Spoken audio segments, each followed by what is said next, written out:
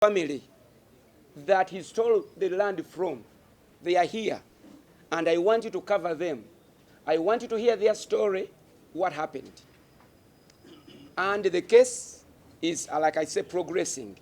So if you think, and the reason I'm saying that is because in his argument, he quoted the name of that family member to be the ones that went and arrested these men and beat them up. There is no such a thing. Listen to this. If one person can stand on a platform he calls godly platform and fakes a miracle and say, I'll give you 100,000 shillings to come and tell me, to tell the people that I prayed for you and you got healed. If one has such strength to do evil, he can fabricate anything. These are fabricated stories, and they are going to find no base. Okay? So, after you interview me, you can go and interview that family to learn about their fate, their problems, because Maccabi is sitting on their land even right now. Okay? I want now to bring another person. This is Pastor Julius Kulaba. Pastor Julius Kulaba was lied to. He has come with his wife.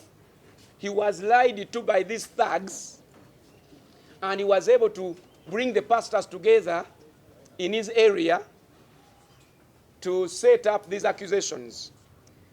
Naye agenda babuulira luganda luzungu.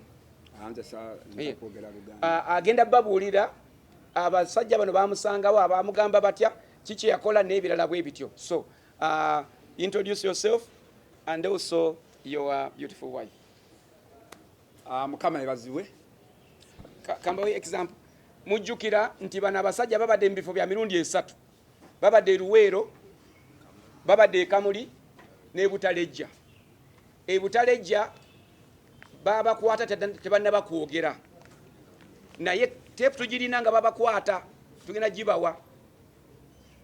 Bwe babaleeta wano bagenda abasajja bameka abasirikale bano babayise embu bayaaye abambadde uniform.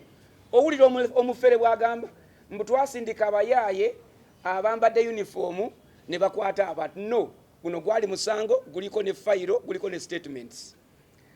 Osi Mulamba yagenda, Omulamba n'agenda ne bakwata abantu wano mu bulungi, ne babaleetera mu motoka bulungi, ne babatuusa bulungi. Kaakati olwagira so stories zaabwe za kifere. Naye Luweero, Kamuli, Butalejja. Abeeruweero mubawulidde boogera ab'e Nakaseke. Kati ono yewe Kamuli. Katumwaniriza ayogereko naffe. Nze Kulaba Julius okuva e Kamuli. Weerabira erinnya lyange kwata feesi yange bwentyo bwenfaanana. Ekyokusatu ky'ekigambo kye mba njogedde.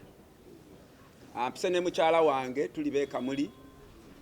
Abasajja bano bajja ewange nga bakulemberwa omusumba Nsereko. Ekirungi musumba mudde ali wano oba musumba Nsereko omumanyi nga musumba Nsereko ono ajje wange ne Mr. Medi ne Rubowa. Bwe batuuka fe okusooka nina omutabani wange wano mu Mulago bwe yayitako n'agamba tulina porogulaamu tugenda mu kyalo.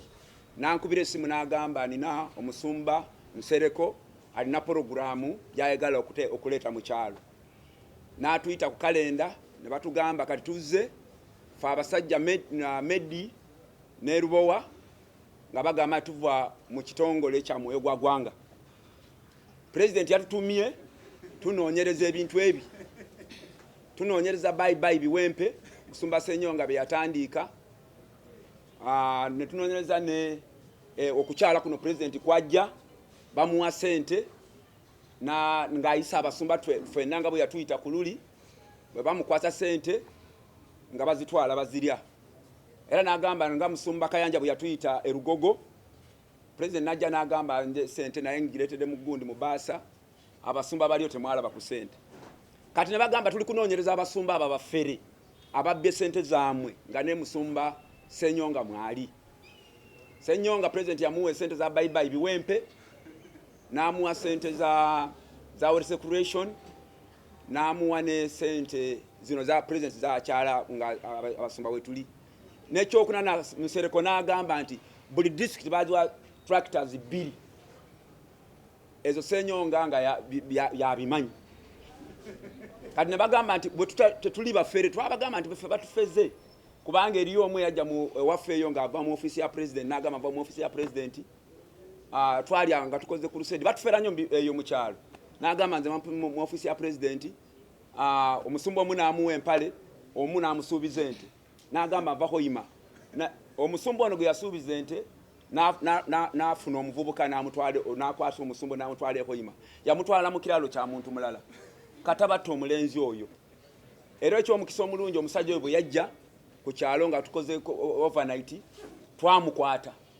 ne tumutwala ku poliisi ey'Embulamuti ne bamuweereza e Kayunga musibe bamuyita Edmond kati tusanze Abafeere ab'ekika kino naye musumba okoze bulungi ebyo byoyogedde byennyini bye batugamba abantu abasumba ne basumba baali batwakavu kubanga tulimu abasumba babiketezo bingi ne bagamba musumba Ssenyonga ne bwatuyita atulyako sente zaffe nga tubonaabona mu byalo musumba Ssenyonga nga mu binyo ne bagamba nedda fe okumanya nga tetuli Bafeere tukola bwe tuti obanga ekyo mwe kimanyi yabayita yakuba ku bifaananyi musumba muzeo nansonyiwa ebifaananyi tulimu abasumba mu biseera bya Nekemaya bwamajja nimukuba ebifaananyi Nekemaya bwagende bulala Nekemaya nasigala mu kintu ebyo ebintu ne bigootaanirawo abasumba bakambwe ennyo ne bagamba obanga kyekyo kale ne bagamba nedda obanga kyekyo fe tutuli Bafeere fe ebyaffe tubikolera kuwa ku poliisi ka tugende ku poliisi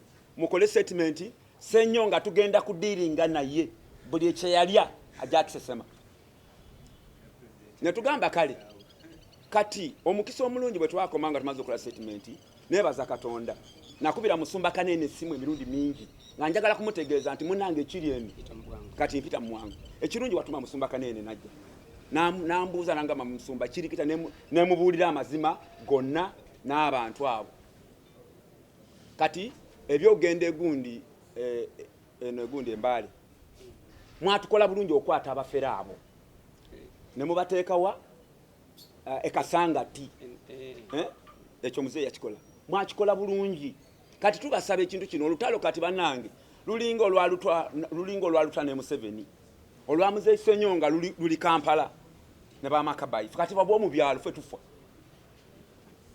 entalo zammwe kati zize ze tuli kati muzeeyi nga bw'ovuddeyo obanga abantu abo waba bakutte muzeeyi tuyambo bakwatire ddala oba bajje boogere ku TV nga kati bagera amazima nti bebo obanga beeganye nze mujja kumpita mbalumirize nti gwe naggwe mwali ewange kati bafera ne poliisi yaffe yekamuli olaba simanyi omulimu gwa poliisi oba namwe mumanyi Abafeere kubanga Abafeere bano bagenda ne bafera ki ne poliisi kati poliisi bagenze okunoonyereza okutuuka ku poliisi yekamuli ati naffe tetubamanyi oba Bafeere oba ki bo batugamba nti ebiwandi byonna buli kibuli ku head office y'abashahidi kati ekamuli eri bashahidi nga tebasobola kunoonyereza abantu bano obanga Bafeere kati obanga Bafeere otamanyi mateeka ne poliisi ne Bafeere kati anaatuwonya yange kati muzeeyi Ssenyonga obanga kino ovuddeyo n'amazima tuyamba okwata abasajja abo bajje boogere ku TV obanga beegaana nze Medi